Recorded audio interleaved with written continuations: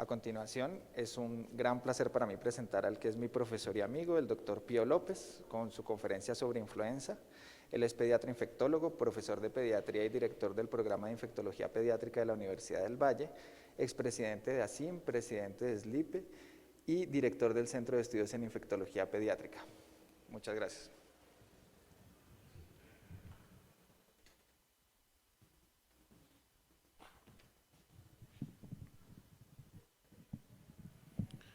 Bueno, buenos días.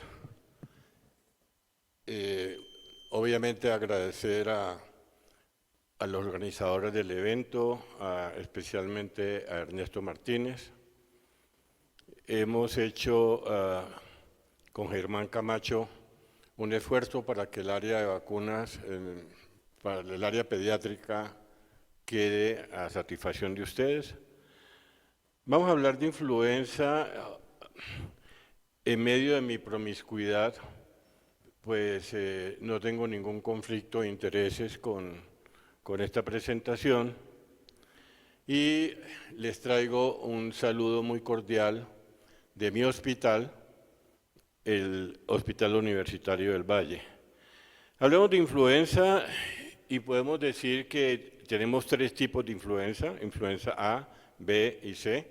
La influenza C se presenta como cuadros respiratorios leves, especialmente en personas jóvenes, y sus antígenos virales no están incluidos en la vacuna.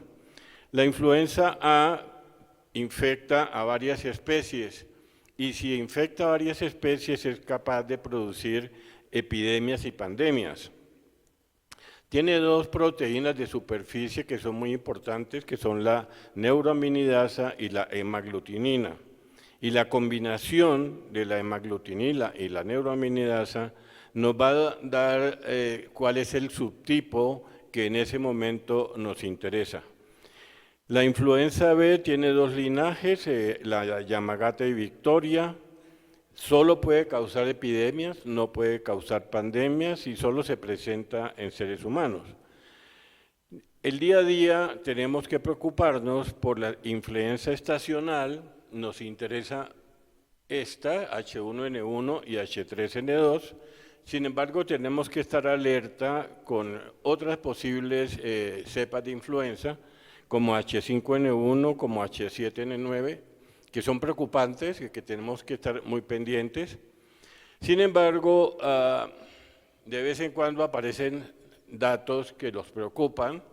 Este dato apareció la semana pasada de una niña con una H3N8 aviar, y cuando esto aparece a uno le da pánico, pero no nos preocupemos, que ese es solamente un caso que no va a volver a aparecer.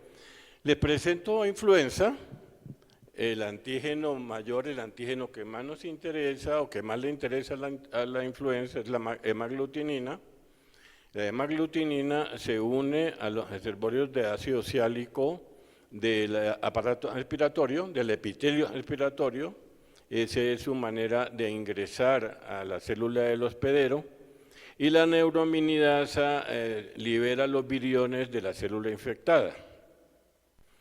Una vez que ingresa por endocitosis, libera su genoma viral y por medio de la DNA polimerasa forma los nuevos virus. Sin embargo, en algunas ocasiones esta DNA polimerasa tiene fallas y aparecen unas desviaciones puntuales que le llamamos cambios antigénicos menores, y que nos va a dar lugar a la cepa que está cambiando año por año.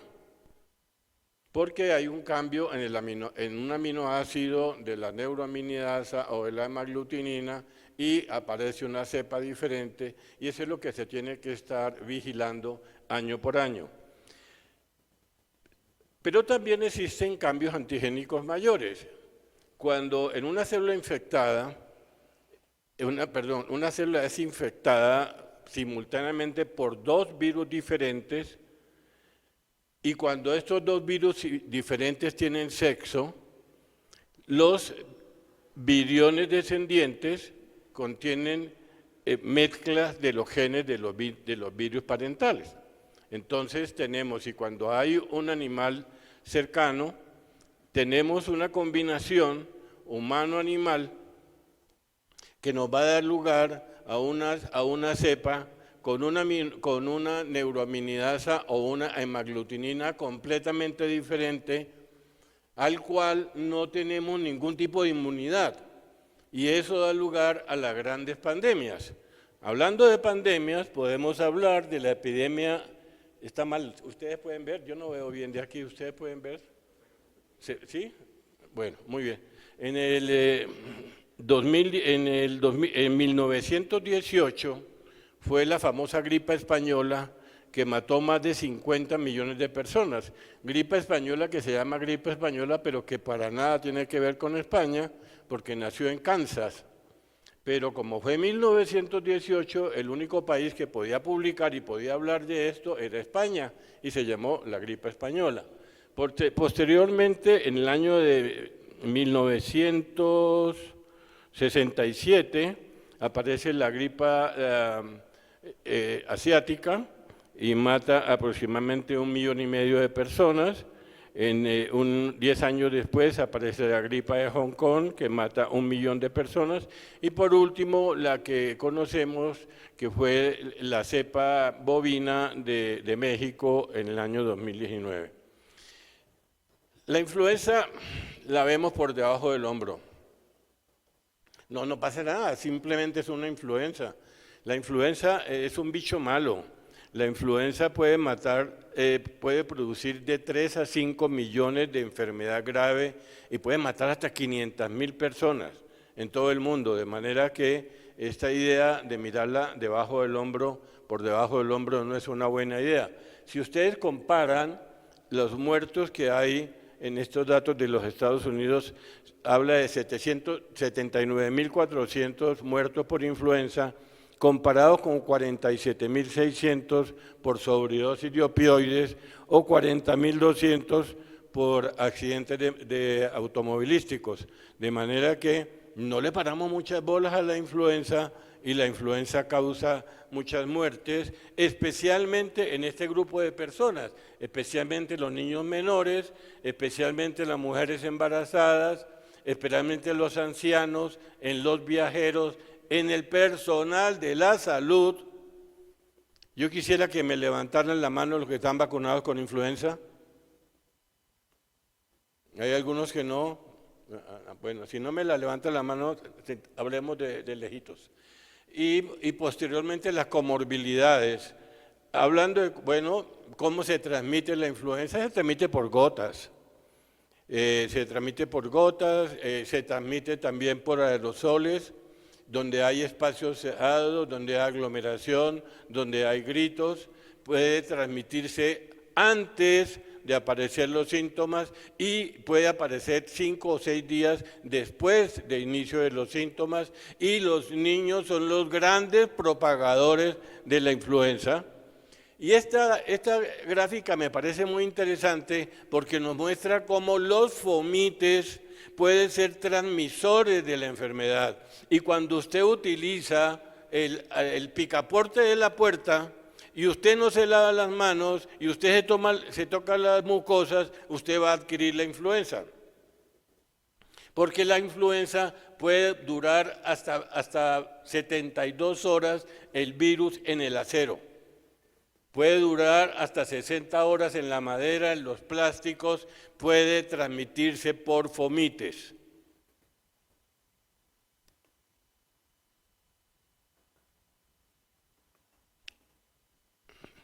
En la época que ganábamos los partidos, en la época que teníamos aspiraciones de ir al Mundial, ¿ves? Simplemente vemos esa gráfica y todavía nos ilusionamos. Entonces, ustedes ven, para el año 2019 estábamos hablando de influenza. Y cuando hablamos de influenza mostramos estas diapositivas y mostramos que H1N1 y H3N2 eran las cepas que estaban circulando y había que tener cuidado con el B. No sabíamos qué tipo de B era, si era Yamagata o era Victoria, pero era el B. y era el H1N1, el H3N2, los más importantes. Eso persistió hasta marzo del 2020.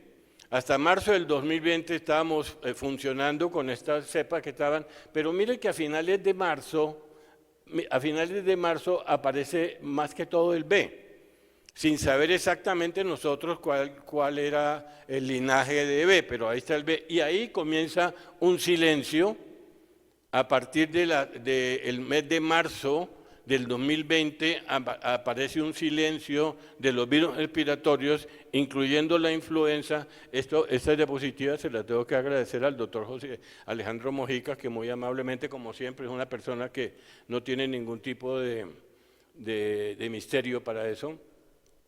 Entonces, miren, se desaparece completamente, no hay ningún sonido de presencia de virus hasta el final del año 2021 y en el 2022, que ya comenzamos a tener bastantes casos de virus respiratorio sincitial, bastantes casos de influenza, que tenemos H3N3 principalmente comandando y algunos casos de H1.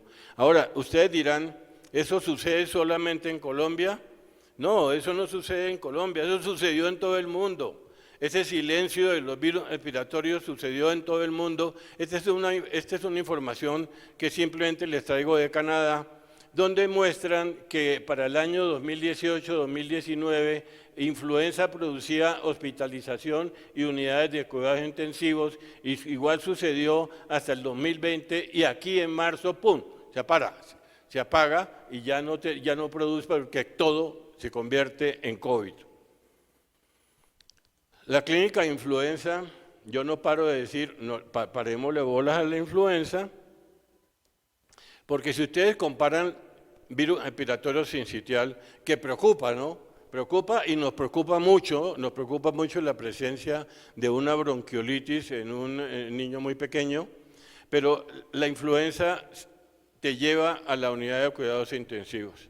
Si ustedes comparan las tres líneas, influenza, virus respiratorio y adenovirus, y eso que adenovirus ahora le tenemos mucho miedo al adenovirus 41, porque el adenovirus 41 con la hepatitis nos tiene súper preocupados, pero la influenza te lleva a la unidad de cuidados intensivos, especialmente en dos grupos de población que son los menores y los mayores, o sea, las edades extremas de la vida. Esta gráfica es interesante para los pediatras. ¿Por qué? Porque ¿a quién lleva cuidados intensivos? ¿A quién le obliga hospitalización? A los adultos que tienen comorbilidades, a los adultos que son diabéticos, a los adultos que tienen problemas cardiovasculares, a los adultos que tienen obesidad mórbida, pero a los niños no. A los niños los puede matar sin tener ningún factor de riesgo anterior. Por eso es nuestra obligación de vacunar a los niños desde la edad de los 6 meses. ¿Cómo evitamos la influenza? Necesitamos una mano amiga que nos indique cómo evitamos la influenza, y yo lo remito a la Biblia. Vayan a la Biblia. Hace más de 3.500 años, en Éxodo 18:21 dice, lávate las manos. En el Levítico 13, 4, 5, 46, si tiene síntomas, mantenga la distancia, cúbrase la boca y evite el contacto. En el Levítico 13, 4, 5, quien esté infectado debe permanecer entre 7 y 14 días en cuarentena. Eso dice la Biblia. Si no, búsquenla y lo van a encontrar. Y además de eso, las vacunas. Las vacunas contra influenza. Tenemos dos tipos de vacunas, básicamente, vacunas muertas y vacunas vivas. Las vacunas muertas, tenemos las vacunas inactivadas, de dosis estándar, que están formadas a base de huevo y que pueden ser trivalentes, como que la utiliza el sistema PAI, o cuadrivalentes para utilizarla a partir de los 6 meses. Hay vacunas inactivadas a base de cultivo de células, para mayores de 4 años, dosis altas a base de huevo, mayores de 65, dosis estándar a base de huevo con adyuvante para mayores de 65 años, vacuna recombinante para aquellos que tienen problemas con el huevo, que no quieren utilizarla, y las vacunas vivas nasales. Una de las enseñanzas importantes que tomamos con la pandemia fue las nuevas plataformas en el desarrollo de vacunas. Ustedes se acuerdan que una vacuna demoraba 10 años para poder salir desde el momento que comenzaba hasta que terminaba, y las vacunas ahora aparecieron en un año, gracias a las nuevas plataformas y especialmente la RNA mensajero. Y ahí tenemos que quitarnos el sombrero ante la industria como Pfizer, como Moderna, que nos han dado una mano impresionante. Los infectólogos, los pediatras, los médicos tuvimos muchas dificultades para que la gente entendiera que eran vacunas buenas, aunque hayan aparecido tan temprano. La vacunación en Colombia ya la mostró el doctor Mojica. La primera dosis es buena, estoy hablando del 2018, la segunda dosis es mala. Hay poblaciones como Buenaventura que están verdaderamente comprometidas, pero ¿qué pasó en el 2020? Se cayó el 20% de pérdida de la vacunación. ¿Por qué? Porque le decimos a la gente, quédate en casa. Quédate en casa, la gente se quedó en la casa y no se va a vacunar. Y todo el esquema vacunal se comprometió. Nuestro grupo de la Sociedad Latinoamericana de Infectología Pediátrica hicimos este documento básicamente como para decirle a la gente, no descuiden las vacunas, porque vamos a tener problemas con las vacunas que se supone que tenemos controlado. ¿Qué dice la CDC sobre la influenza en este momento? Dice que la forma más eficaz es la vacuna, que hay vacunas que son seguras. En adultos la vacunación protege, en ancianos disminuye la gravedad. La vacunación es muy importante y la podemos enfocar en 5 puntos que yo quiero que no se olviden.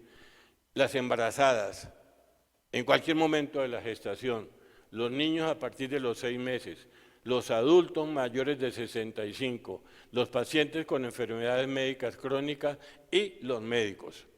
Por favor, no nos olvidemos de eso y lo hacemos muy bien. Hay toda una serie que se puede derivar de lo que estamos hablando, pero ustedes tomen estos 5 grupos y estamos muy bien. El doctor Mojica me presentó otra diapositiva que me parece muy linda, porque dice una cosa importante, que las mujeres, las embarazadas en Colombia están muy bien, porque este color es acá, pero los mayores no están bien. Los mayores no se están vacunando, entonces ustedes, por favor, le dicen a sus papás, a sus abuelos, que se vacunen porque están en problemas con la falta de vacunación. ¿Por qué no se vacunan los adultos?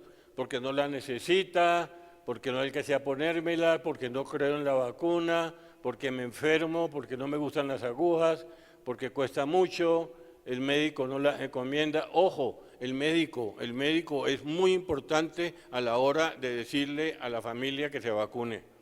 Es más importante que el vecino, no hubo vacuna disponible. Hay un estudio interesante de las poblaciones colombianas para por qué no se vacunan, y no se vacunan porque el chamán no quiere. No se vacuna porque el líder del indígena dice que no se vacunen. No se vacunan porque hay solapadamente grupos antivacunas. Hay gente que nos ayudó para la vacunación, muchísimo. Cuando ustedes ven a Barack Obama vacunándose, usted quiere decir la vacuna buena, pero pues Donald Trump dice que no. Entonces ahí tenemos algunas dificultades. Este es un estudio de Marta Velandia, que fue nuestra jefe del PAI y ahora está ocupando un lugar muy importante a nivel mundial. Y ella dice que hay dos picos de influenza en Colombia, y la idea sería vacunarnos aquí, y vacunarnos en este momento, hoy, para que podamos estar protegidos de los dos picos. Dos palabras sobre coronavirus. Ustedes saben que es la enfermedad de moda. Nuestra gran preocupación, los recursos están allí, toda nuestra mente está allí. Miren esto, lo que fue en 2020.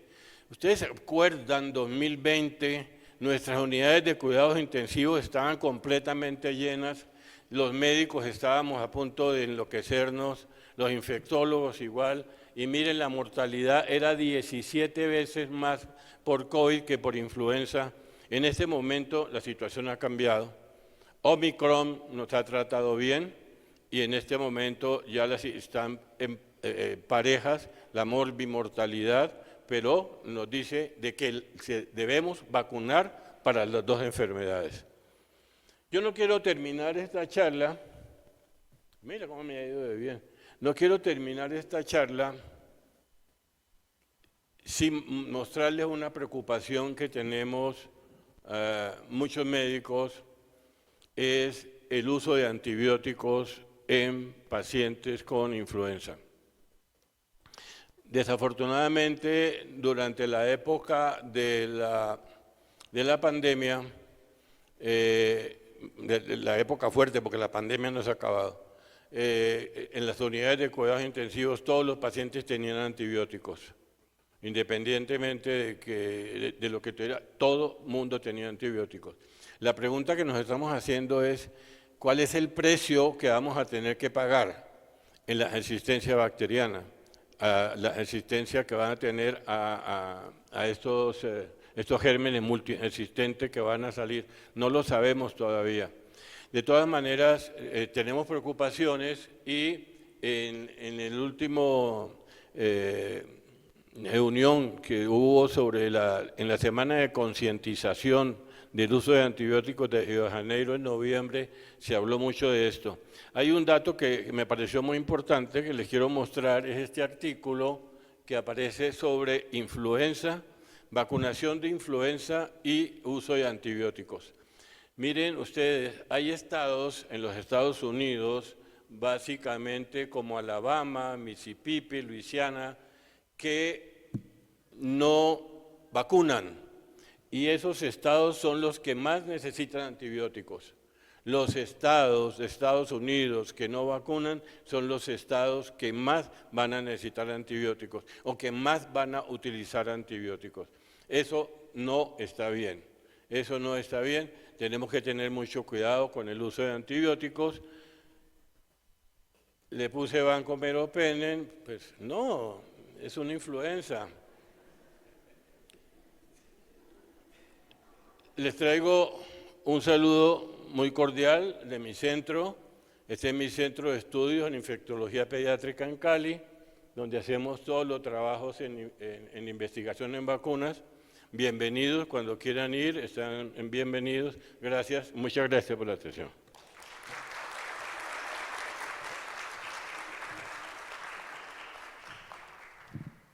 Doctor Pío, muchas gracias. Excelente y animada su disertación y además con muchas enseñanzas como siempre.